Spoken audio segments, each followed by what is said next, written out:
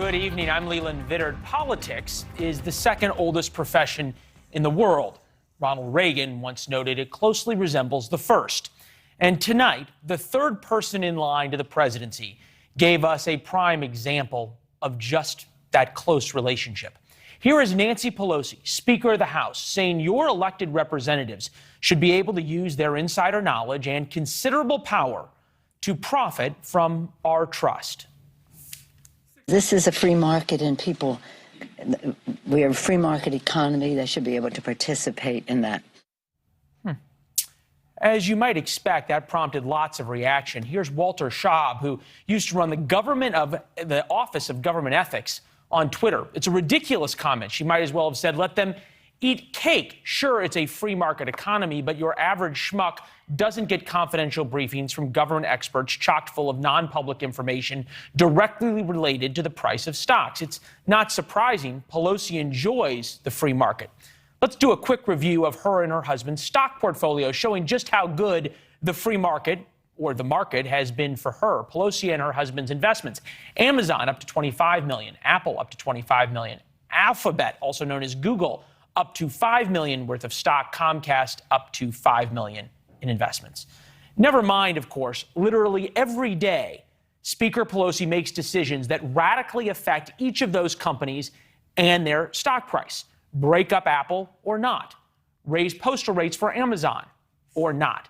Break up Google or not. Take today's warnings about Omicron. The CDC says we could soon see 15,000 deaths a week. There are long lines for testing and for boosters. Discussion about whether government should require a third booster shot or not. In fact, half of Americans right now favor fully vaccinated being 3 shots rather than 2. Just might, a congressman's stock holdings in Pfizer or Moderna affect how they think about things? What about a congressman who owns tech stocks and favors lockdowns? Perhaps I'm being skeptical. They are, after all, public servants who swore an oath to the Constitution, as did Senator Richard Burr, Republican of North Carolina. So this is not a partisan issue. He sold $1.65 million worth of stock before the lockdowns. There's serious questions about what he knew and what he was told before he sold the stock. Former New York Congressman Chris Collins' son sold $570,000 worth of stock using non-public data, and Senator Dianne Feinstein didn't report $50,000 of stock purchases made by her husband. Members of Congress are, of course, subject to rules. The Stock Act of 2012. You can't use non-public information. You must file public disclosures. Violations result in $200 fines. That is not a typo. The fines don't start at $200. They are $200. Hard to imagine that's really a huge fear. Congress and top Capitol Hill staff have violated the Stock Act hundreds of times, but the consequences are minimal, inconsistent, and not recorded publicly. That is from Business Insider. Business Insider recorded 49 violations among members of Congress, 182 senior staffers with violations on when they filed their reports. What's worse, as Business Insider points out, whether or not the fines were even paid for is not public information. So a member could make a windfall from a potentially insider trade, wait a year or two, pay a nominal fine, and quietly file the paperwork. And Congress routinely makes laws that affects and holds hearings on companies which members have huge holdings in. Take Nike, for example, owned by 17 House members and 4 in the Senate. This week, a bill prohibiting Nike's purchase of goods made by slave labor in China came before both chambers. Johnson & Johnson, subject to federal oversight, Medicare reimbursement for prescription drugs, is owned by 33 members of the House and 11 in the Senate. EXXON, whose oil and gas business will be radically affected by votes on climate change proposals, is owned by 27 members of the House, including 2 who sit on the National Resources Committee and 9 members of the Senate. Is there anything that is more of a direct conflict of interest than owning a stock and sitting on the committee that oversees that company's industry? That shouldn't matter, says the Speaker. This is a free market, and we are a free market economy. They should be able to participate in that. We just wanted to remind you of the Speaker's position after laying out the facts. And there was wide-ranging reaction. Here's Andrew Ross Sorkin of CNBC's reaction. Perspective, Mr. Sorkin is well known for his liberal views, so that's a little bit like Sean Hannity calling Donald Trump's comments disgraceful. Given the partisan nature of Washington, you might think Republicans would be calling for massive new restrictions on congressmen trading stocks they regulate. Nope. Crickets. Allowing insider trading by congressmen is only a bipartisan issue in Washington. We bring in Heather Gardner, who often writes for Yahoo Finance, USA Today, among others. Heather, you just heard all that. You study and cover this. Is there anything I missed?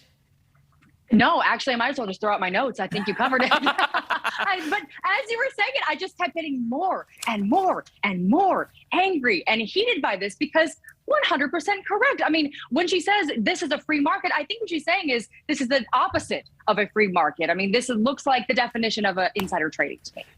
Yeah, well, it's certainly a free market for members of Congress. Is there any shining knights here? Is there any members of Congress who are known for being true blue on these issues? Yeah, absolutely. AOC earlier this year was quoted saying it is absolutely wild. That was her direct quote. That Congress but does she live by that as well?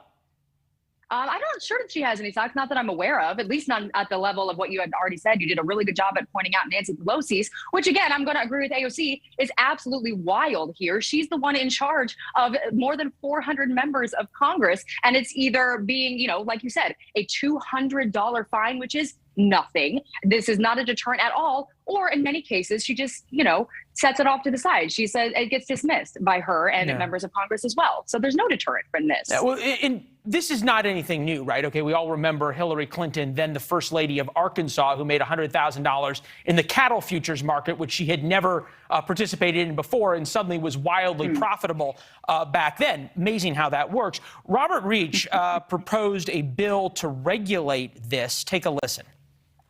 Sounds reasonable. Is that fair? Yeah. Oh, I absolutely 100% think that's fair. Does it sound fair to you that these members of Congress can have information that the rest of the public is not privy to and then make millions and millions of dollars off of it cumulatively? Does that sound fair? Well, no, that doesn't sound. I think that would be a much better way to balance the scales. Yeah, it doesn't sound fair. That's why we're doing this segment.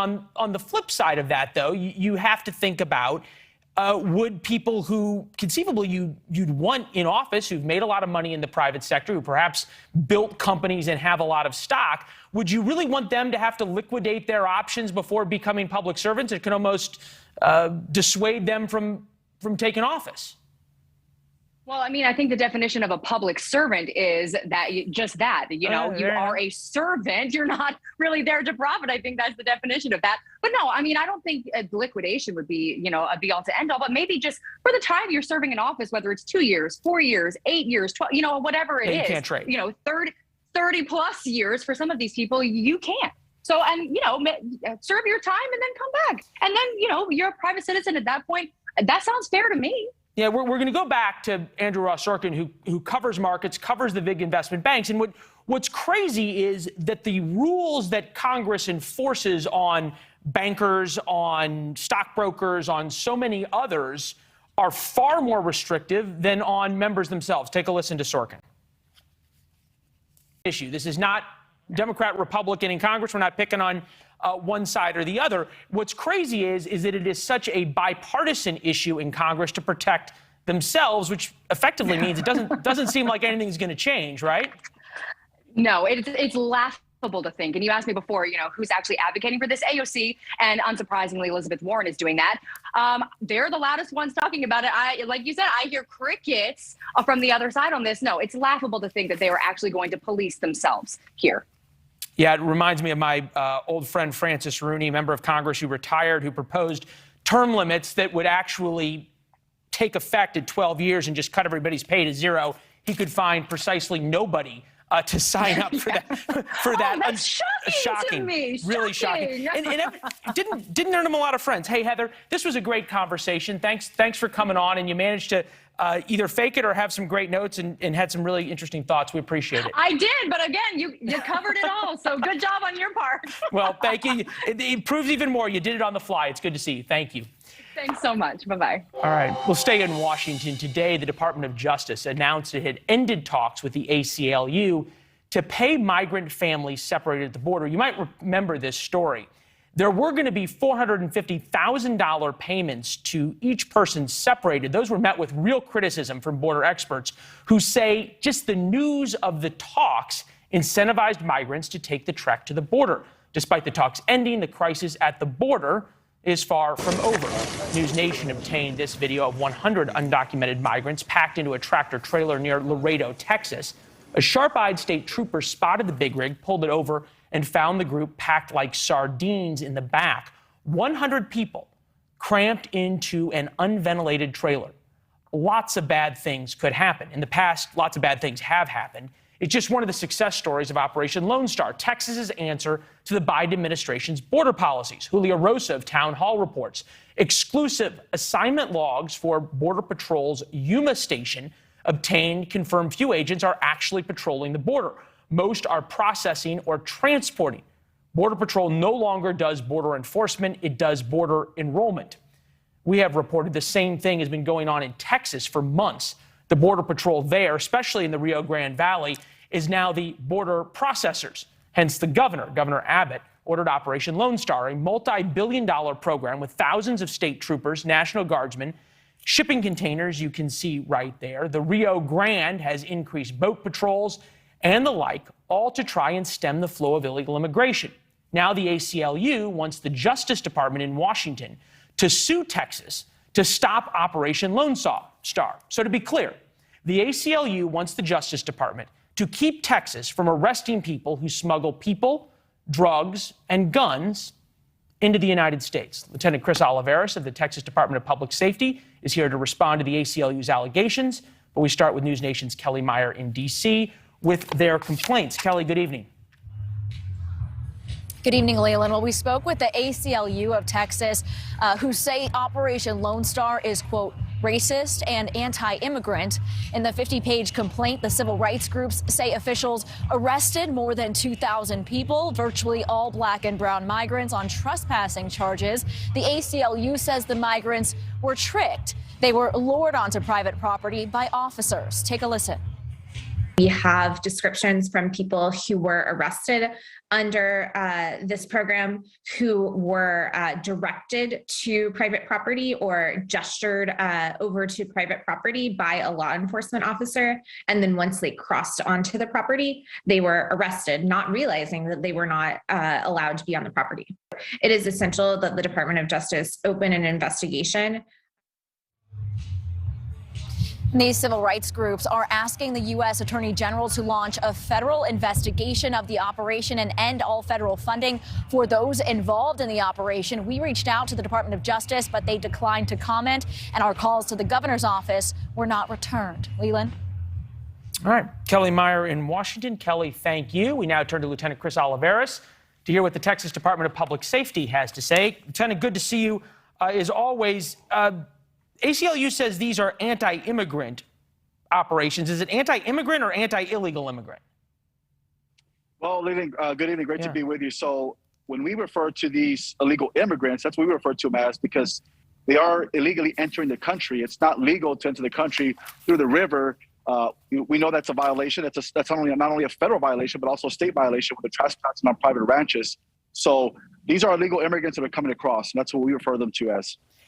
When I heard about this and thought about it, in a way, yeah, there are more perhaps black and brown people who are coming across.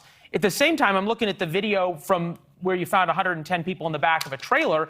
You've got a lot of state troopers out there risking their lives to save the lives of illegal immigrants who are being smuggled and perhaps either sold into servitude or being used as drug mules at the same time. Right, and that's what some of the media does not showcase. They do not talk about what the great work our men and women are doing to rescue some of these illegal immigrants. A perfect example is what you're showing right there on your screen, that video from Laredo, Texas. That was several days ago, in which our DPS troopers were able to rescue 100 illegal immigrants that were packed in that trailer, no air ventilation. So they were there at the right time. This situation could have been a lot worse if these individuals were moved further north. But again, just great work by our men and women being proactive and rescuing these illegal immigrants. Yeah, from your guys' perspective, do you care whether the person who comes across is from El Salvador or Uzbekistan? No, we don't. The fact of the matter is that those that are crossing or entering our borders illegally, especially those that are running and avoiding detection from law enforcement, we are going to take enforcement action. We do follow the rule of law, and that's what we're doing. That's the whole objective with Operation Lone Star, is to focus on the criminal element and to stem the flow of mass migration, to target and to interdict human traffickers and drug traffickers, as well as the weapons and currency that's going south to fight the cartels. So we are following the rule of law. And as we continue to talk about this throughout this whole operation, that's our main objective. In the beginning, we talked about Julio Rosa's reporting, where he said that the Border Patrol had essentially become the border enrollment, border processing. You and I have talked about this before. I'll be as blunt as I can. If the Biden administration was actively enforcing the border laws, say the way the Trump administration did, would Operation Lone Star need to happen? It wouldn't, Leland. It wouldn't, because we worked the previous operation in 2014. We worked it almost, a little over 3 years. But of course, we're not seeing the numbers that we're seeing this year in 2021. The surge of illegal immigrants that are coming across, the unaccompanied children, the families, but most importantly, the single adults, the gotaways. We're seeing historic numbers that we've never seen before. And it's always been historic that December has always been a month where we've seen a decrease in numbers, but not this case. Of course, 2021 is a very unique year that we continue to see numbers escalate, and that's what we're seeing. There's no signs of this crisis slowing down. Let me be more direct. Do you think that the ask for a lawsuit by the ACLU or the pushback against Operation Lone Star is more about social justice and the rule of law, or is it about trying to keep open borders and dissuade Texas from protecting itself? I think it's another tactic in trying to keep open borders. I can tell you right now, Leland, that we do not have any official complaints filed against the state of Texas regarding Operation Lone Star, in particular what you just showcased earlier, and especially these articles that are coming out. But I can tell you that from previous years, we're not seeing these numbers. So again, every attempt that we try to do, every attempt that Governor Greg Abbott has tried to implement, whether it's a declaration order or some type of executive order, there's always pushback from the federal government. So what does that tell you? That they want open borders. And right now, they're not taking any action to safeguard Americans, to safeguard our borders. And that's why Texas has to continue to step in and take action. Well, Lieutenant, we appreciate you coming on. It always says something when people are willing to answer the charges against them, as you guys just have, and we're always glad to have you, sir. Thank you. Always a pleasure. Thank you. Yeah, thank you. Another American staple has bent the knee to China. How the NFL gave President Xi a win without even a game.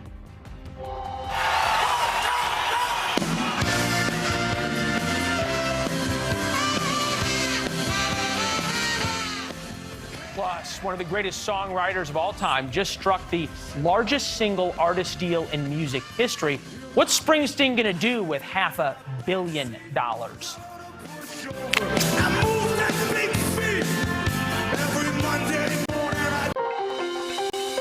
Republicans' biggest test in the midterm primary elections is clearly not their view on taxes, the border crisis, or the COVID response. It seems to almost all come down to whether they think the 2020 election was legitimate. And this could be dangerous, very dangerous in the midterms. The Washington Post calling it the GOP's stolen election litmus test, noting that virtually all of the non-incumbents former President Trump has endorsed have gone significantly further in echoing his fraud claims than an existing party establishment. He has also pushed to install election truthers in key roles with oversight of elections, such as in swing state races for Secretary of State, he being President Trump, former President Trump. And it's gone beyond states like Georgia. Last night in Minnesota, all 5 Republican candidates for governor hedged when Hugh Hewitt, fantastic conservative radio host, asked in a debate very simply if President Biden won a constitutional majority of the Electoral College. Simple question. Now listen to the responses of the would-be governors. I can't know what I don't know. The legislature, as in most states, makes the rules. But the governor, in his dictatorial tyranny, long and aided and abetted by the Secretary of State, decided they would change the rules. I do believe there was voter fraud at a massive scale across this country. Those are answers to questions, just not the questions Hugh Hewitt asked. Jason Rantz, Seattle radio host, joins us. Jason, why is it so hard to admit the obvious? Joe Biden is president, he won, and move on? I think part of it is that we very clearly saw some irregularities in the sense of just the common procedure associated with voting, and people believe that this election was stolen. I agree with your point that it was not stolen, but I certainly also agree that they, on the Democratic side, decided to take advantage of the COVID pandemic to change some of the rules at the last minute without going through the normal process. And when you've got a whole bunch of people who just simply don't necessarily trust the election, you can't just tell them you're crazy, you're wrong. You have to meet them somewhere. I do think that there are some people who truly believe that it was stolen. Isn't it going to be, and that's a danger, I think. There's also people who believe that there's aliens at Roswell, and you don't necessarily all go ahead and agree with them. Can reasonable people can agree Joe Biden won the election. There may have been irregularities. Democrats may have taken advantage of things. Yeah. But at some level, what is this need by Republicans to just bow at the altar of crazy conspiracy theories in order to try and win a primary? Does President Trump really have that hold over the primaries? No, I think the question is whether or not they actually believe some of the conspiracies or some of their theories. Which one's scarier? I don't know. Yes. Well, it doesn't matter if it's scary from a political perspective. What they're trying to do is make sure that they're not just completely dismissing people who happen to hold a position that maybe isn't factual. And if you're someone who's in that camp who is trying to win an election, the worst thing you can do is push people away. Now, there's obviously the downside there, because when you embrace some conspiracies, or most conspiracies, or some theories, what you end up doing is potentially alienate yourself against some of the other more quote unquote, mainstream voters. And I think that that's really what this is about. I think there's just simply a reluctance to tell a potential supporter that they're wrong, because you need to convince them to get over their potential fear so that they actually go and vote for you. Yeah, well, we saw what happened when President Trump pushed the election conspiracy theories in Georgia. That didn't really work out so well for Republicans. Why haven't Republicans learned that lesson, that pushing this, as we saw in Georgia, doesn't work? Not pushing it, as we saw in Virginia, does work? I don't see the party as a whole embracing this right now. There are certainly elements within the party that are embracing it. I guess the question is, are there elements in the party, though, who are going to be really turned off by the people who do embrace it, like the guy who says, I can't know what I don't know, or I do believe there was massive fraud? Isn't that going to turn off a much bigger part?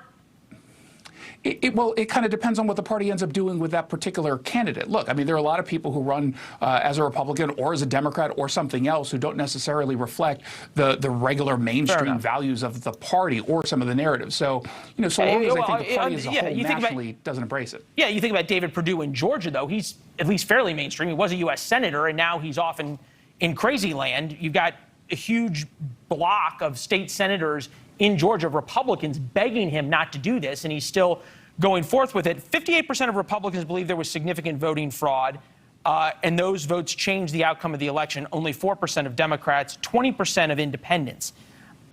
How much of this, we'll set aside whether it's right or wrong, whether it's good for the country or not, just from a political standpoint, even if you win a primary with these kinds of views, you're going to just get skewered in a general election on this, right? It depends on where you're running, right? I mean, well, yeah, but yes, Minnesota, Georgia, these are all the majority of places.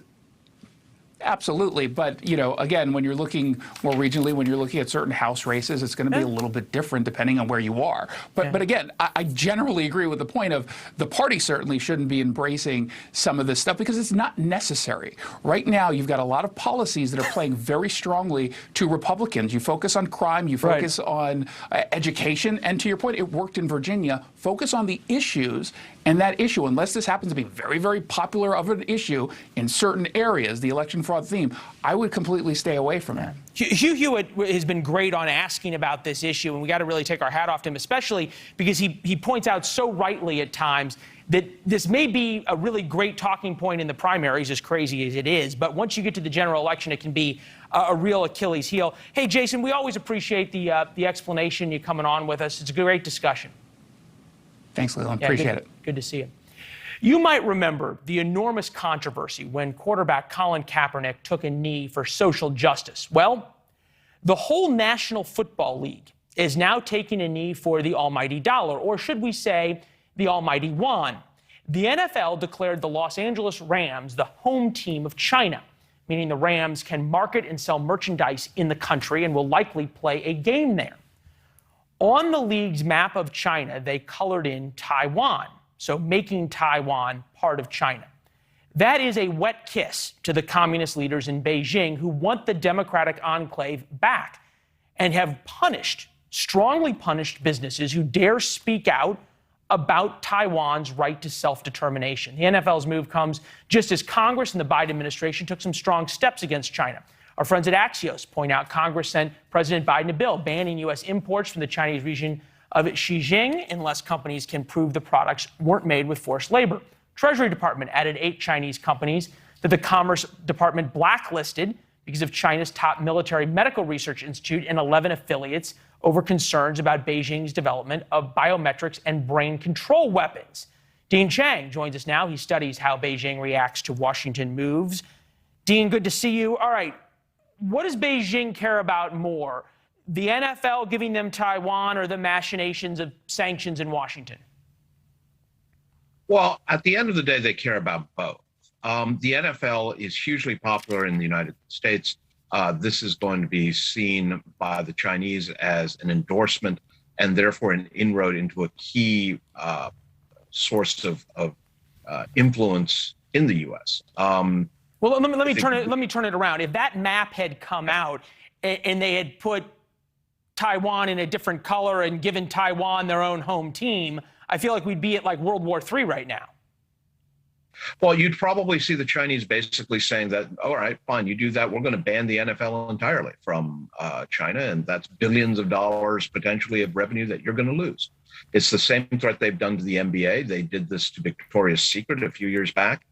They do this with any organization, Marriott, American airline corporations, anyone who tries to show Taiwan as anything other than part of China gets punished. We put up what has been done. The Congress sent the bill banning U.S. imports from Xinjiang unless companies can prove the products weren't made with forced labor, a couple of other moves. That kind of feels like pinpricks to me. Well, at the end of the day, it is to some extent. I don't expect to see B-52s over China anytime soon. But the flip side of that is the Chinese do notice and they do care. H&M signed on to a ethical cotton agreement, and all of a sudden in Chinese videos and Chinese television programs, H&M's logo is blurred out. So it doesn't look like much to us, but it's still something that does grab Beijing's attention. You think about this from a policy perspective. At some point, either China is going to take over Taiwan and be the regional superpower, if not a peer superpower of the United States they want to be, or the U.S. government's going to have to start taking some strong stands. What comes first, or what must come first? The U.S. government standing up and saying and making a firm stand, or U.S. companies like the NFL and the NBA standing up? Well, the Chinese are terrified of the prospect of companies, especially ones with global footprints, taking a stance that would challenge Beijing's assertions over Taiwan. It's why they come down so hard, especially on companies like Marriott and global brands like the NBA and almost certainly the NFL. At the end of the day, they do believe that the U.S. government is going to respond to big commercial players' moves. It's interesting. It tells you a lot about it as an insight into how Xi Jinping thinks, which is something we know you study. And as this continues, we're going to have you back to talk about it. Thank you. Thank you. Yeah. Happy holiday. Yeah, you too. Up next, the political pressure crime is putting on Democratic mayors. Can they get it under control before it's time for re-election?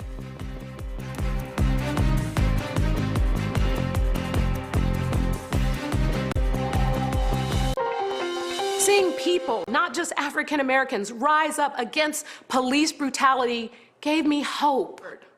We will redirect $120 million from law enforcement to support these priorities over the next 2 years. That was San Francisco's mayor, London Breed, back in the summer of 2020 during the height of the BLM protests and the push to defund the police. Breed was one of the first mayors in the country to jump on board and redirect police funding to other community programs aimed at pushing equity in the system. Fast forward a little more than a year, now 16 months, crime is ravaging her city and getting a lot of national attention. This is Mayor Breed now. And it's time that the reign of criminals who are destroying our city, it is time for it to come to an end. And it comes to an end when we take the steps to be more aggressive with law enforcement and less tolerant of all the that has destroyed our city. You have to wonder what the couple who was getting married behind her was thinking during that news conference. We'll get to that in a minute, maybe. But it's not just San Francisco. New York City elected a mayor who's promising to boost law enforcement. Buffalo's mayor says his re-election was a rebuke of the defund the police movement. Voters in Minneapolis recently rejected a plan to dismantle the police department. Kevin Chavez, attorney, former president of the D.C. Young Democrats, joins us. All right, Kevin, can Democrats get this back before the midterms? Well, I think if they follow the example of Mayor Breed, they're on the right path. People around the country don't want to see violent crime and that type of activity become the norm. And I think that Mayor Breed is realizing that. And as you mentioned, it's not just in San Francisco. It's all over the country. Philadelphia has broken, I think, the record this century in terms of homicides. They've passed 500. Yeah, there's been a number of cities that have had record highs. I guess the question would be this. Moderate Democrats are going to have to answer for the defund the police movement and for this huge crime wave that has come after it. It's going to only be harder if progressives continue on the defund the police bandwagon, which some are, Prima Jayapal, others up on Capitol Hill. Is there a movement among moderate Democrats to tell the progressives to just sort of hold your horses on this one for a while? Well, I think for people like me, because I consider myself a moderate, the real message is that the defund the police slogan is frankly lazy and doesn't help get what we want. What we want to see is programs that can support people who may otherwise not be criminals if they have the opportunity to better themselves, and if we invest in ways for their lives to be improved. There are ways to diffuse some domestic disputes or diffuse some situations without necessarily an arrest. Yeah, and there's that's no question that police, what they're getting at. Yeah, there's no question that policing can always be done better. Police will tell you that, but police will also tell you that when they're handcuffed, effectively, that bad guys do bad things. You consider yourself a moderate, which is interesting, and nuance is so often lost during elections. You think about some of the pictures we're seeing in San Francisco of people who have to keep the trunks of their cars up and the backs of their SUVs up to prove that there's nothing in the back so their cars don't get broken into. If that's happening, you can't even have the nuanced conversation you want, can you? No, and what I would say is that what the situation in San Francisco highlights is that you have to have sort of the infrastructure in place to begin to relax the prosecution of certain crimes.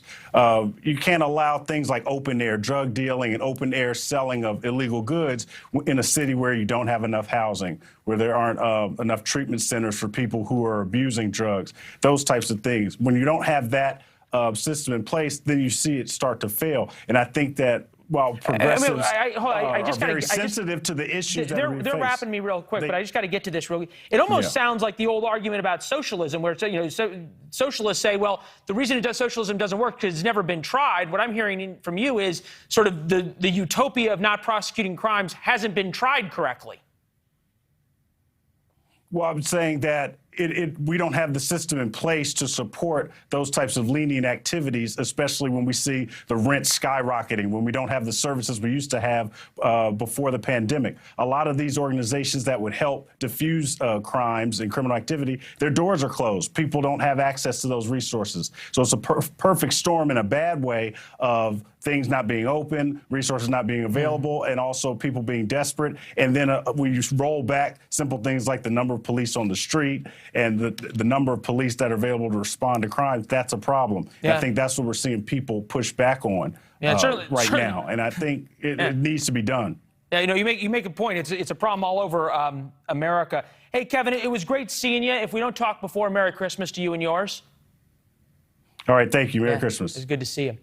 Airline CEOs can't agree on whether we should all be wearing masks on their planes. So what's the real science behind the debate, or is it just all about politics? We're back in a minute. All right, the CEOs of America's airlines told Congress it's time to end the mask mandates on planes. Disagreements over said masks have led to flight diversions, fights on planes, and added to the already unpleasant experience of flying. Delta's CEO, though, says all the disagreements are worth it. Talk about whether or not there's any science to back up that masks are, quote, being important to safeguarding all of us. With that, we bring in the scientist, Leland Vittert, PhD in math and applied statistics, professor of data science at Washington University, editor of the Harvard Data Science Review, and also my favorite sister. Nice to see you. Is the science about masks clear? In effect, it's actually as unclear as it can possibly be. The science is that we don't know whether they work and we don't know whether they don't work. So we have really no idea. It's as unclear as science can possibly be. It seems as though masks have become much more about a political statement than a science issue. Is there a danger to that?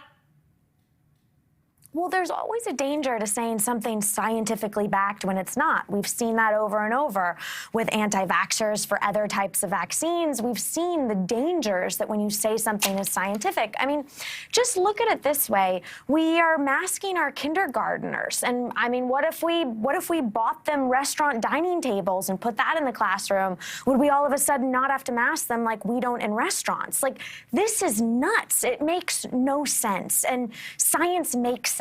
So this is not science. So there is a group of scientists, physicians, who say there is real evidence that masks work. This is the dean of Baylor College of Medicine. Take a listen.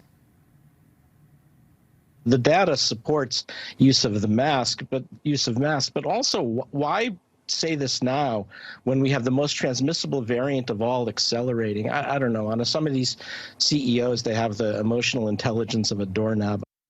Is there a problem when you say science says something, data says something, and the data isn't there when it is there for something like the vaccine? Here's the real danger. The science is there for the vaccine. The vaccine works. And it means when you say that masks are scientifically backed, which they are not, you really lose a lot of the efficacy and you lose a lot of people. Because then they go, well, if that's not really true, then maybe the vaccines don't work. And we know they do. You know, you can give me a study. I mean, Lucky, our mom asked us, asked me, she said, I saw this study that chocolate cures dementia. And when you really look into it, you have to eat like 5,000 calories a day, and it's funded by Mars. So give me a study and it says anything. All right. I don't know. I could still go for a couple pounds of chocolate a day. Liberty, thank you very much. We'll be right back. Sony Music just bought his entire recorded music and publishing catalog for a cool $500 million, the largest single artist catalog deal ever done. Melinda Newman, executive editor at Billboard magazine, with us now. I mean, I got some scripts here if anybody's buying, Melinda. We'll talk to Sony and see if we can connect you two. What about the boss's collection makes it worth $500 million?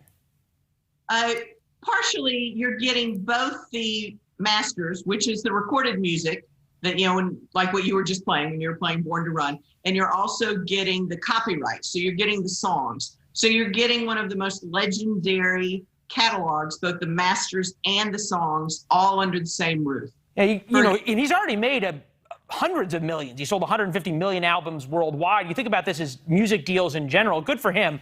Bruce Springsteen, 500 million. Bob Dylan, 400. Paul Simon, 250. Stevie Nicks, $100 million. It makes you wonder, could there be another Springsteen today that transcends politics, culture, race, class? I think that's the big question, and we don't know. When you look at these artists, we're talking in many cases 50 years worth of music, so they stood the test of time. The people who are putting a value on these catalogs understand what they're buying. So it's probably too soon to say, is there Mars? Is there Drake? Is there Kanye West? I was about to say, 20 years or 30 years from now, are we all going to be talking about Kanye selling his masters for $1 billion?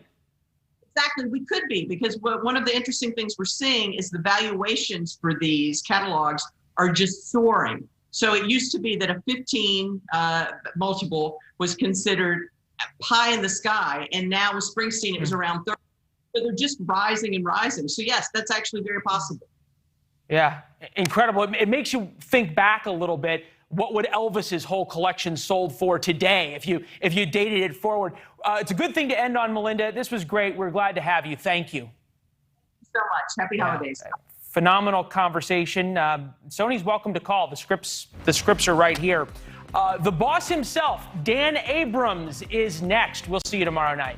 Thanks for watching. Click the red subscribe button below so you can get more of NewsNation's fact-driven, unbiased coverage.